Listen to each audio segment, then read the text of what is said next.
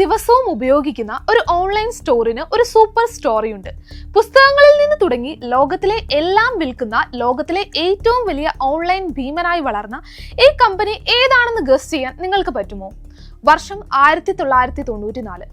ന്യൂയോർക്കിലെ ഒരു ധനകാര്യ സ്ഥാപനത്തിൽ ജോലി ചെയ്യുകയായിരുന്ന ജെഫ് ബെസോസസ് എന്ന ചെറുപ്പക്കാരൻ ഇന്റർനെറ്റിന്റെ വളർച്ച തിരിച്ചറിഞ്ഞു. ജോലി ഉപേക്ഷിച്ച് സിയാറ്റിലെ ഒരു ഗ്യാരേജിൽ അദ്ദേഹം ഒരു ചെറിയ കമ്പനി തുടങ്ങി. അതിന് ലോകത്തിലെ ഏറ്റവും വലിയ നദിയുടെ പേരും നൽകി. തുടക്കത്തിൽ പുസ്തകങ്ങൾ മാത്രമായിരുന്നു വിൽപ്പന.